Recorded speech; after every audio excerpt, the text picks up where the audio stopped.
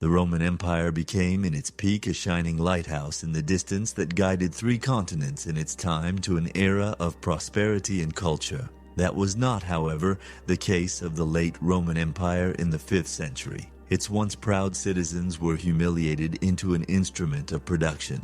Its once strong legions became poorly equipped hordes of disillusioned men that went AWOL the first chance they got. And its senators, once important carriers of the proud ancestry of the Republic, became not only rich, but above imperial control rich that cared only about money in their own pockets. Romans became just parts of some monstrously large, rattling and smelly machine that had no purpose for them. The machine that only wore out itself and its parts. In the video, I would like to show you the reasons why the Roman Empire collapsed in 476, why nobody could save it, and also why there was no point in saving it. Chapter the Yua. Civil wars. If there was something constant in the Roman imperial system, it was a lack of clear inheritance procedures upon the emperor's death. It has never been clarified who should a new emperor be, and as time went on, the range of people who could suggest an imperial bid became wider. In the beginnings of the Roman Empire, only a member of the Julio-Claudian dynasty could have a chance of becoming an emperor, but when a non-dynasty member, Vespasian, seized the power after a civil war in 69, the range of potential emperors extended from members of one dynasty to all senators within Italy. Trajan set a new precedent with his Hispanic roots in 98. The emperor can now emerge within senatorial ranks from any province. Septimius Severus showed in 196 that beating everyone who is in your way is enough to dwell in the imperial palace. Macrinus revealed in 217 the emperor doesn't even need to be a senator as long as you kill your predecessor in electing a Thracian, non-Latin speaking Maximinus Thrax into an imperial office by his legions meant literally everyone can become from 235 on an emperor. Maybe you think this could be a chance for you to become an emperor and change things. You would, a magnanimous ruler that would put all effort into rebuilding damaged roads, reviving the economy, or appointing capable people to help the empire fend off endless barbaric attacks. But the civil wars, which are led by ambitious generals that want to sit on the imperial throne as well, will take most of your resources. Rebuilding roads can mean a usurper will march faster against you. Reviving the economy can mean you won't have enough money to discourage soldiers from mutiny. And instead of appointing capable people to run provinces and fend off barbarians and giving them appropriate amount of money and forces, you will focus on appointing the most harmless servants while providing them with substandard funds. Capable people are a real-time threat because if they lead a successful campaign against barbarians or run a province too well, they might end up declaring themselves emperors and lead their forces against you, using the shaky loyalty of the army to their advantage. By the way, even if they are super-duper loyal to you, it makes no difference. Armies may declare them emperors against their will and threaten to kill them if they refuse. Maybe you think you are a brilliant tactician and you can take on all usurpers in a battle, but you should remember 2 lessons from Civil War battles. Lesson number 1. Legionnaires have adopted an unpleasant habit of killing their emperors and joining the usurper's side just to avoid a battle. Lesson number 2. Civil war battle always equals a disastrous battle, no matter who wins. Have you heard of the Battle of Mursa? In the battle, Constantius II defeated usurper Magnentius, but that day around 60,000 Romans died on both sides, more than in the most Roman disastrous battles of the Teutoburg Forest and Adrianople combined, so your victory will inevitably exhaust further resources of the empire. Even when you don't force soldiers to fight against their countrymen, and you don't cut off their pay, you can still be killed for any reason by your soldiers. Emperor Aurelian was killed for being stern, Severus Alexander was being cowardly, Elagabalus was too degenerate, Constans was too gay, Gratian neglected his responsibilities, Maximinus laid siege to a city for too long, while Probus forced soldiers to do manual work, and Carinus snatched his centurion's wife. a grave mistake that cost him his life in the middle of a winning battle against Diocletian. So eventually, you will be spending half of your time as an emperor on damage control, taking care of soldiers, and usurpers will take good portion of your emperorship, and any capable people around you will be a constant threat to your administration. Also, you won't be a magnanimous ruler either, acting like a normal human being while walking among your fellow citizens like princeps. Augustus is dangerous. Not because of a possible assassination, but because you might lose your divine aura which protects you from being deposed. Your citizens are your subjects and you are their master, Lord, God. You dwell in seclusion in your palace either in Rome, Mediolanum, Ravenna, or Constantinople, meeting only a close circle of the most trusted advisors and hiding from the outside world that would destroy you by any sign of your weakness or fragility.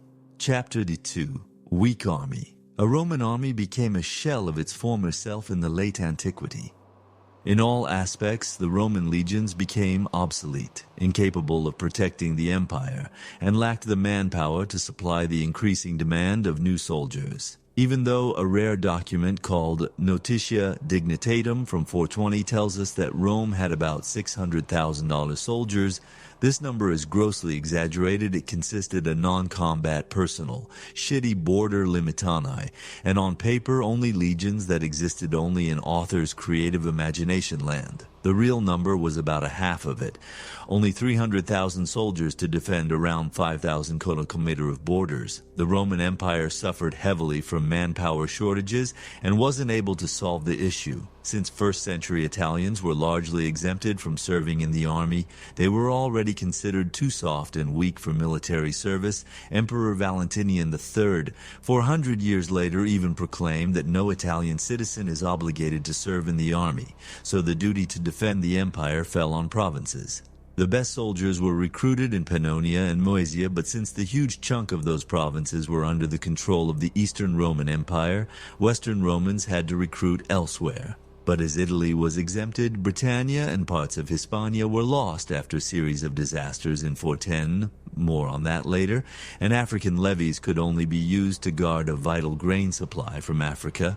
The main burden of recruitment fell on Roman Gaul that unfortunately for Rome was prone to separatism. But on the other hand, Romans were used to be outnumbered by their enemies, compensating the lack of numbers with their excellent training and good equipment. But Roman equipment heavily deteriorated from the 3rd century on, while barbaric armies largely adopted the Roman fighting style, and the equipment as well. Therefore, in the late antiquity, you wouldn't find that many differences between Germanic and Roman soldiers. Mainly because Germans became a backbone of the Roman army, which started to rely rather on Gothic, Frankish, or even Hunnic mercenaries than on its people. Why did that happen? Because Roman citizens tried their best to avoid serving 25 years in an army that now mainly consisted Germanic people they despised, and in an army that, according to them, fought for a lost cause. The Roman army stopped providing benefits to an individual as it used to. The salary? Nope. That was below average. The chance of getting rich by looting? Nope. That was due to a defensive policy close to zero. The prestige of becoming a Roman citizen after finishing the 25 years of service? Nope, that didn't exist, either because since 212 every free inhabitant of the empire is granted full Roman citizenship. Therefore, descendants of great Roman heroes like Camillus or Scaevola were so reluctant to join the Roman ranks that they even mutilated themselves. They cut off their thumbs, toes, even limbs and genitalia, just to avoid the conscription. Also in their recruitment efforts, Roman administration relied very much on rich senators, powerful landowners, who were of course personally exempted from the service in the Roman army. These prominent people had two options: either pay 25 golden solidi for one recruit, or send some of their laborers, which were usually for them the most expendable, and therefore for the Roman army the least reliable. Those type of recruits usually spent their services fooling around, drinking, and bullying civilians rather than defending the state. So in the end, the Roman administration just took the gold and rather hired for it barbaric mercenaries than their own countrymen. How do you feel about it? Would you defend the empire? Chapter 3. Disgruntled civilians. Let's imagine you live in the late Roman Empire between 364 and 476. You remember all that good excrements from my previous video? Sports, public baths, flamingos, wealth inequality has risen to an extreme height that only the most privileged who can find work in a city can indulge themselves in doing sports or visiting baths. Luxurious gourmet food is gone for most of the population as well, since commerce is in shatters. Amphitheaters are being used as quarries because civilians rob them of stones, proven by an edict from Emperor Valentinian III, prohibiting stealing stones from Roman public buildings. Chariot games have become outdated, and gladiator games are banned since 399 by Emperor Honorius. Since the middle class has evaporated during the last 200 years, there is a 90% chance you belong to the most populated class of Roman society, poor people. You probably work as a farmer on your own field that you pay taxes from, and daily you earn about 2 bronze coins called follis, which is about 2 loaves of bread worth. Bronze coins are your biggest friends. If you get lucky from time to time, you will get your hands on a silver one, siliqua. Forget about solidus. Golden coins are for rich people only, and you will have a better chance milking a duck than seeing a single golden coin in your lifetime. But sooner or later, you, as well as others, will submit to barter, since bronze and silver coins have become debased and therefore worthless. Your biggest fear aren't barbarians, but Roman tax collectors. Between 375 and 400 taxes went up about 300%, which means you will be squeezed out of every penny you have. That's not the end of it. You are also obligated to supply the state with wood, wheat, and coal. You also must repair public buildings and roads for free. The only way how to avoid being bullied by Roman officials like this is by bribing them, and bribes are the only weapon you have against them. You can complain to Ombudsman Emperor Theodosius appointed to help poor people against his officials, but they are powerless and therefore totally useless. There is a one-way people in this environment can make money, although it is maybe slightly morally disputable. They sell their children to slavery. Unfortunately, it is a common practice. There are series of emperors' decrees from 300 on, forbidding citizens from selling their children to slave owners. But if you wait till mid-5th century, these decrees are widely ignored and sell your child practice is in full motion.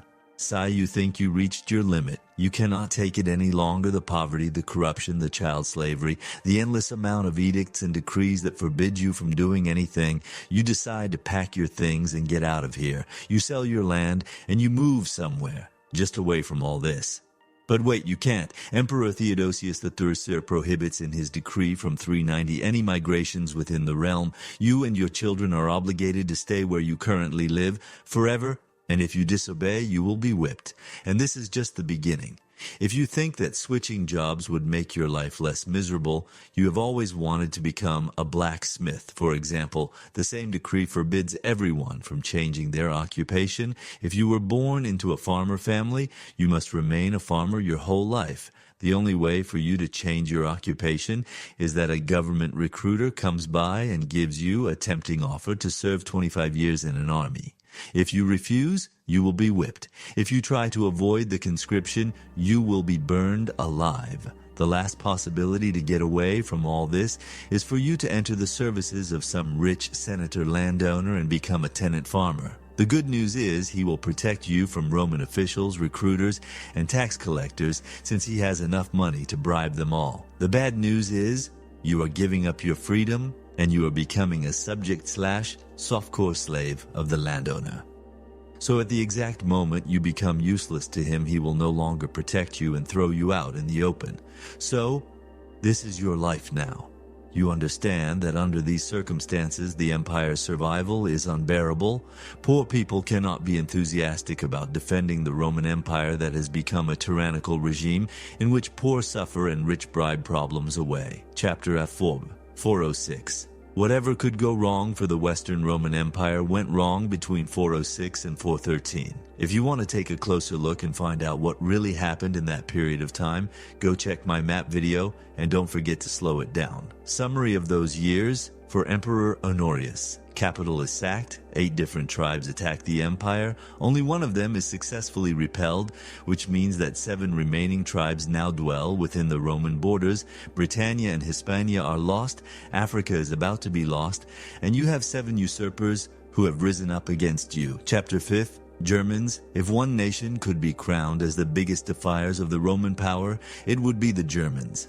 Countless hordes of Vandals, Suebi, Goths, Franks, Saxons, Alemanni, Ostrogoths, Visigoths, and many others were sacking empire's territories along Rhine and Danube rivers, all the way from Britannia to Anatolia and Africa for over 500 years.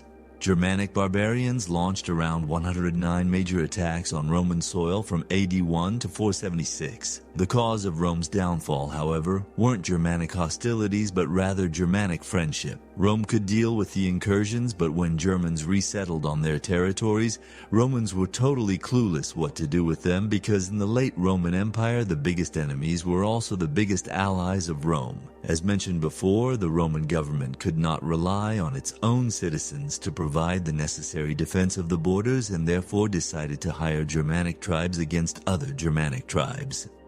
Hiring Germanic tribes had been a case for a long time. Personal bodyguards of the first emperor Augustus consisted of only Germanic mercenaries. They were hired due to their strength and political indifference.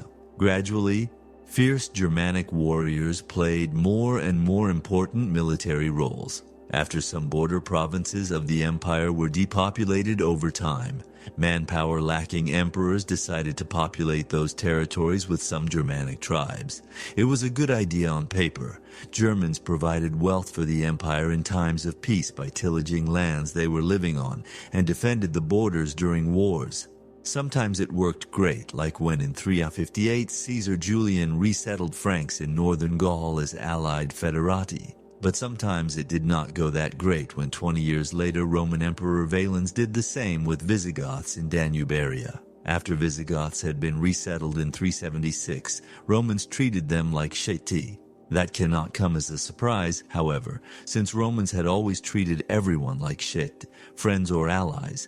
But when you do it from position of weakness, it is not a good call. And therefore it went downhill fast after Visigoths rose up, defeated Romans and killed Emperor Valens in the Battle of Adrianople in 378. His successor, Emperor Theodosius, had no other choice than to give Visigoths the land and rights they had requested, and due to manpower shortages, he even allowed them to serve in the Roman army as whole tribes under their own chieftains. What lessons Romans took after the disastrous Adrianople experience? They kept switching between total hostility and total subordination toward Germanic tribes as they repeated their mistakes 30 years later in disturbances that happened after 406. The wives and children of barbarian allied foederati throughout Italy were slain by the local Romans. This caused Visigoths to act as protectors of their own people and rose up against Rome one more time, and the result was much more devastating. Visigoths sacked Roman capital. It wasn't until General Aetius came to power that Romans found out how to deal with Germanic tribes within their realm. Thanks to Aetius' genius, Romans were able to set barbarians against one another, Visigoths against Suebi, Suebi against Vandals, Huns against Burgundians, Franks against other Franks.